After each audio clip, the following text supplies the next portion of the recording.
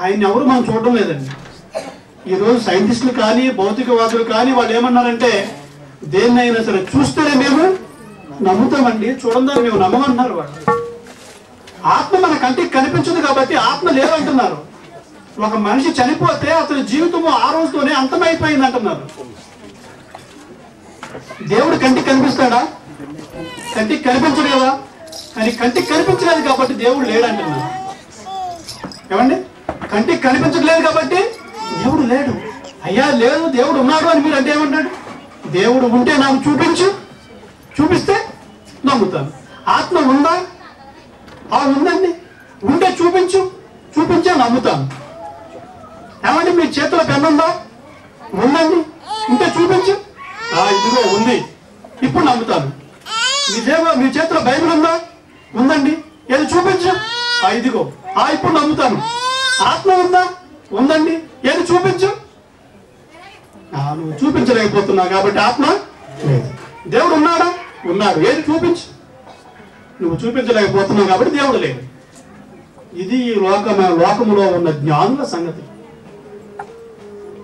అంటే దేవుడిని చూడగలమా? ఆత్మను చూడగలమా? చూద్దాం.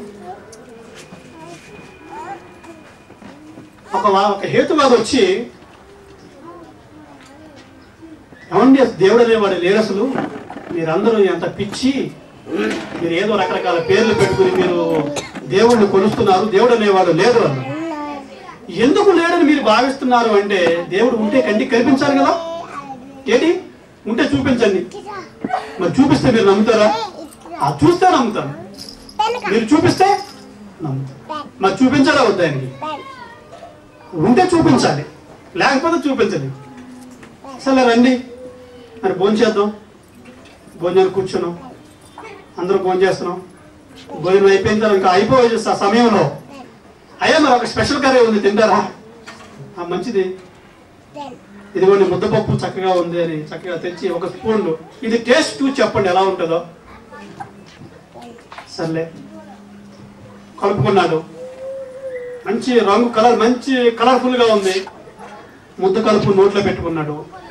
కలుపుకుని ఒక్కసారిగా నోట్లో పెట్టుకుని ఊసేసాడు.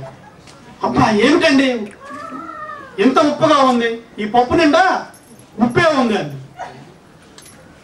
ఏముంది? ఉప్పు. ఏదండి ఎక్కడుంది ఉప్పు? నాకేమి కనిపించడం లేదు. నాకేం కనిపిస్తుంది? మాకు పప్పే కనిపిస్తుందండి, ఇందులో ఉప్పేమి లేదంటే అని అంటాడు. ఏమండి కలిసిపోయిన కూరలో కలిసిపోయిన ఉప్పు మీ కంటికి ఎలా కనిపిస్తుంది? అది కంటికి కనిపించదు. మరి మీరు ఉప్పుని ఎలా చెప్పాలి? మీరు రుచి చూస్తే తెలుస్తుందండి.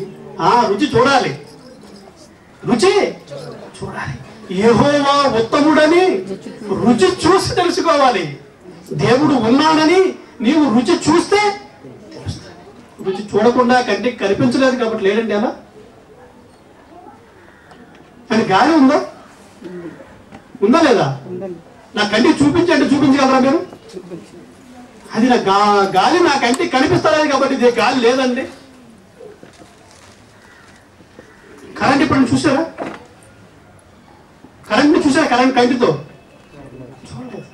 ఏమంటే కరెంట్ ఉందా అని అడిగితే మీరు ఏం చేస్తారు? లైట్ వేసో లేక ఫ్యాన్ వేసో అది వెలిగినప్పుడు తిరిగినప్పుడు దాన్ని బట్టి మీరు చెప్తారు. అంతే తప్పించి వైర్ కట్ చేసి అందులో కరెంట్ వేస్తుందో చూస్తారా? చూసినా కనపడదు మీకు. ఏమంటే ఇందులో ఏమీ కనపడతలేదు కాబట్టి ఇందులో కరెంట్ లేదు అని మీరు దాన్ని పట్టుకుంటే, దానితో ఆడుకుంటే మీ లైఫ్ అనేది, ఈ సృష్టిలో ఎన్నో వస్తువులు మన కంటికి కనిపించు, అవి కంటికి కనపడనంత మాత్రాన అవి సృష్టిలో లేవు అనుకోవడం అవివేకం. దేవుడు ఉన్నాడో లేడో నీకు తెలియాలి అంటే ఏం కావాలి? బైబిల్ చెప్తుంది రోమాపత్రిక 1:20లో, దేవుని అదృశ్య లక్షణములు జగదుత్పత్తి మొదలుకొని సృష్టింపబడిన వస్తువులను గూర్చి నీవు ఆలోచిస్తే అర్థమవుతుంది. ఆలోచించాలి. కానీ ఒక బిల్డింగ్ ఉందంటే దాన్ని ఎవరు కట్టాలి? ఎవరో ఒకరు కడుతుంది కదా వచ్చేది బిల్డింగ్. ఒక బుక్ ఉందంటే ఎలా వచ్చింది బుక్? దాని అందరూ వచ్చేస్తుందా? రాదు. దాన్ని ఎవరో ఒకరు బుక్ని రాయాలి, ప్రింట్ చేయాలి, బుక్ బైండింగ్ చేయాలి. ఒక ఫోటో ఉందనుకోండి, ఫోటో ఎలా వస్తుంది? ఒకరు ఫోటో తీయాలి, దాన్ని మరలా దిద్దాలి.